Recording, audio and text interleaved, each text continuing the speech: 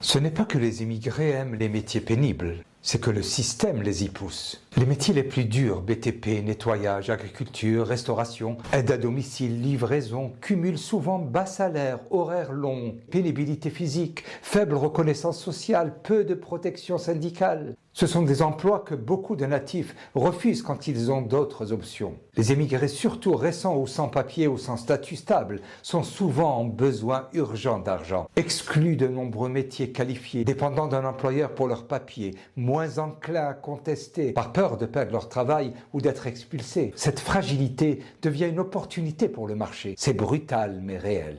Dans beaucoup de pays européens, on a fait venir des travailleurs émigrés précisément pour les travaux pénibles. Reconstruction, mines, usines, sans jamais penser à leur intégration à long terme. Le message implicite était « travaille mais ne fais pas trop de bruit ». Cette logique s'est transmise de génération en génération. Même un diplôme égal, les noms, l'accès, l'origine perçue peuvent fermer des portes. Résultat, surqualification massive chez les émigrés, déclassement professionnel, un ingénieur devient manutentionnaire, un professeur devient chauffeur. Collectivement, on profite de logements construits, villes propres, nourriture bon marché, services 24/24.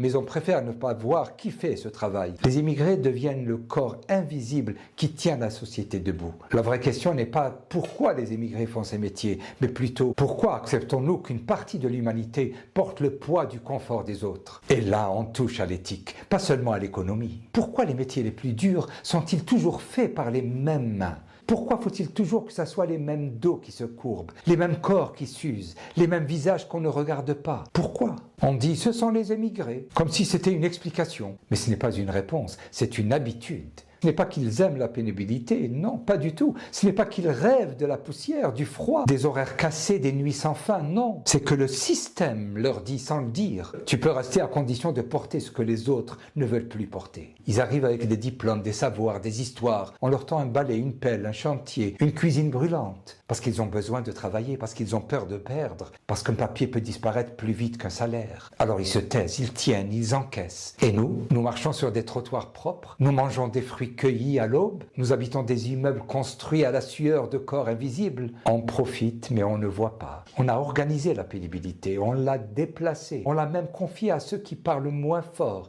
qui protestent moins, qui dérangent moins. Ce n'est pas un hasard, c'est une structure. Une vieille histoire qui commence par « tu es utile mais reste à ta place ». La vraie question n'est donc pas pourquoi eux, c'est pourquoi acceptons-nous que le confort des uns repose sur l'épuisement des autres. Parce qu'un jour, ce qu'on appelle immigré, ce n'est peut-être qu'un miroir, un rappel de ce que vaut un être humain quand on le réduit à sa force de travail. Et tant que ses mains resteront invisibles, c'est toute